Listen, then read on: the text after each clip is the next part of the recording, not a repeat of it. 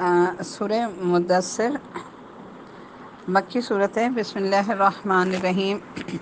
یا ایہا المدثر قم فانذر وربک فکبر وثیابک فطہر والرجز فاہجر ولا تمنن تستکثر ولربک فاصبر فاذا نقر فی الناقور فذلک یومئذ یوم عسیر علی الکافرین غیر یسیر۔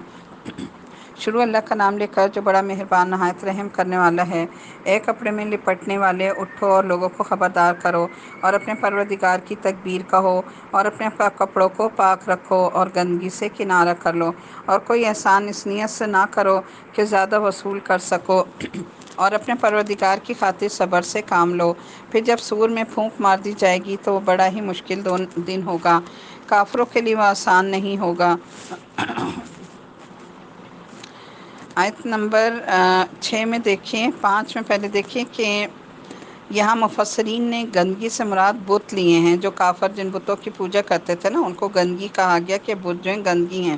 لیکن الفاظ ہر قسم کی گندگی کے لیے عام ہیں، یعنی کوئی بھی گندگی ہو سکتی ہے، جسم کی نجاست یا کپڑوں کی نجاست یا جگہ کی نجاست، تو اس میں یہاں اس چیز کی طرف اشارہ کیا گیا۔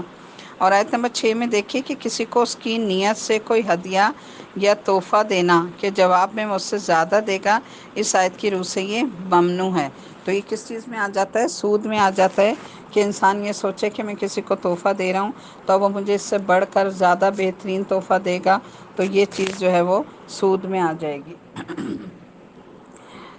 آیت نمبر 7 میں دیکھیے کہ جب آن صلی اللہ علیہ وسلم کو اسلام کی تبلیغ کا حکم دیا گیا تو اس بات کا پورا اندیشہ تھا کہ کہیں کافر لوگ آپ کو ستائیں گے، اس لیے یہ حکم دیا گیا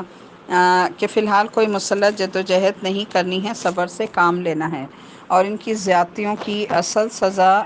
جو ہے انہیں اس وقت ملے گی جب قیامت میں سور پھونک دیا جائے گا۔ آیت نمبر 11 میں دیکھیے کہ مختلف روایتوں سے معلوم ہوتا ہے کہ اس سے مراد ولید بن مغیرہ ہے، جو مکہ مکرمہ کا بہت بڑا دولت مند سردار تھا، اور اس کی دولت جو ہے وہ مکہ مکرمہ سے طائف تک پھیلی ہوئی تھی، یعنی اتنی دولت تھی کہ ایک شہر سے دوسرے شہر تک اس کی دولت ہی دولت جو ہے وہ پھیلی ہوئی تھی، اتنا پیسہ تھا اس کے پاس۔ تو کہتے ہیں کہ یہ ایک بے نظیر کلام ہے جو کسی انسان کا نہیں ہو سکتا۔ اس سے ابو جہل کو یہ جو تھا ولید بن مغیرہ،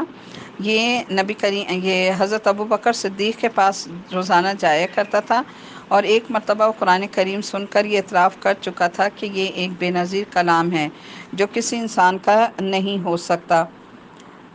اس لیے اس سے ابو جہل کو یہ خوف ہوا کہ وہ کہیں مسلمان نہ ہو جائے، چنانچہ اس نے ولید بن مغیرہ کے پاس جا کر اسے غیرت دلائی اور کہا کہ دیکھو، لوگ تمہارے بارے میں یہ باتیں کر رہے ہیں کہ تم مسلمانوں کے پاس دولت اکٹھی کرنے جاتے ہو۔ ولید کو اس پر بات پر ظاہر غیرت آ گئی اور اس نے کہا کہ اب میں کبھی بھی ابوبکر صدیق کے پاس نہیں جاؤں گا۔ ابو جہل نے کہا کہ جب تک تم قرآن کے خلاف کوئی بات نہیں کرو گے، لوگ تم سے مطمئن نہیں ہوں گے۔ ولید نے کہا کہ ٹھیک ہے، میں اسے نہ شعر کہہ سکتا ہوں، نہ کاہنوں کا کلام، نہ رسول صلی اللہ علیہ وسلم کو مجنون کہہ سکتا ہوں، کیونکہ یہ باتیں چلنے والی نہیں۔ پھر کچھ سوچنے کے بعد اس نے کہا کہ ہاں، البتہ اسے جادو کہا جا سکتا ہے، کیونکہ جس طرح جادو کے ذریعے جادوگر میاں بیوی میں تفرقہ ڈال دیتے ہیں، اسی طرح اس کلام کو سن کر جو مسلمان ہو جاتا ہے وہ اپنے کافر